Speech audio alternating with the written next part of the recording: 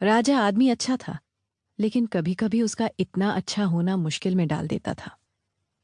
मिसाल के लिए, उसका ये फैसला कि पश्चिम में दिल्ली से बमुश्किल 20 किलोमीटर दूर एक मैदान में दुश्मन से लड़ाई करना, जबकि सलाहकारों ने उसे सुझाव दिया था कि उन्हें अपनी मजबूत दीवारों से घिरी राजधानी में ही रहकर युद्ध करना चाहिए। महिपाल इस सुझाव पर भड़क उठा था।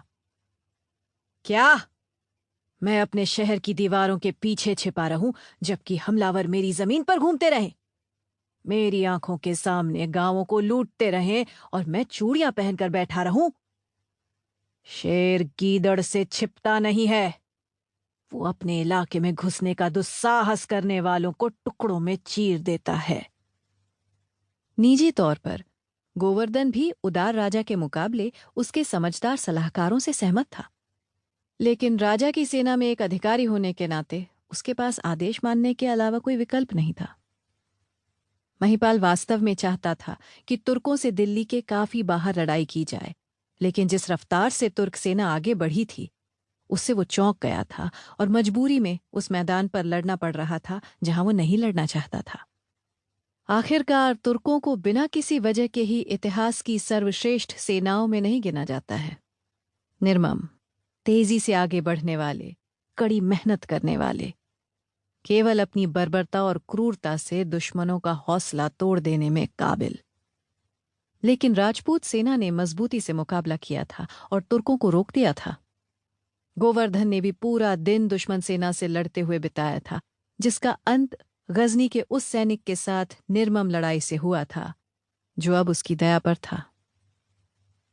वो आदमी एक मजबूत प्रतिद्वंदी था और उसे जिंदा छोड़ना मूर्खता थी, क्योंकि वो अगले दिन तरोताजा होकर फिर लड़ने आ जाता। लेकिन क्षत्रिय प्रतिष्ठा कहती थी कि युद्ध का दिन खत्म होने के बाद हथियार का इस्तेमाल नहीं किया जा सकता। तभी उसके दिमाग में एक विचार आया। घबराया हुआ तुर्क जमीन पर पड़ा था, उसकी हथेलियां खुली पड़ी थीं। गोवर्धन ने अपनी गदा नीचे की और उस आदमी की मदद करने के बहाने उसके पास पहुंचा। जब उसने ऐसा किया, तब अपना पैर उस आदमी के दाहिने हाथ पर रख दिया। फिर वो आगे की ओर बढ़ा और अपने पैर से उसकी हथेली को मसल दिया और ये सुनिश्चित किया कि कुछ पलों तक उसके शरीर का पूरा वजन उसके दुश्मन की उंगलियों और कलाई पर आ जाए। सालों से गोवर्धन को यह बताया गया था कि उसका नाम बिल्कुल सही रखा गया है, क्योंकि वो एक पहाड़ की तरह दिखता है, विशालकाय चट्टान की तरह और रौबदार। वो ज्यादातर पुरुषों से ऊंचा था और करीब करीब उतना ही चौड़ा था जितना वो लंबा था। चौड़े कंधे और छाती, मोटी कमर और गठीली बाहें, जांघें और पिंडलियां। उसका वजन उसके प्रतिद्वंदी के लिए काफी ज्यादा साबित हुआ, जो दर्द में चीख उठा जब उसकी उंगलियां और कलाई की हड्डियां चूर चूर हो गईं।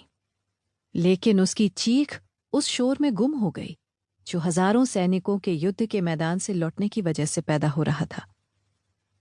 इससे तुम मुसीबत से बचे रहोगे, गोवर्धन ने चौड़ी मुस्कान के साथ कहा। फिर वो आराम से नीचे झुका और तुर्क के सिर पर थपकी दी। वो मुड़ा और लौटने लगा। तोमर छावनी की तरफ जाने का रास्ता लंबा था। जब वो चल रहा था तो अपने साथ चल रहे दिल्ली के दूसरे सैनिकों को देखते हुए मुस्कुराता जा रहा था। तोमर सेना के लिए आज का दिन अच्छा था। उन्होंने गजनी की सेनाओं को आगे बढ़ने से रोक दिया था।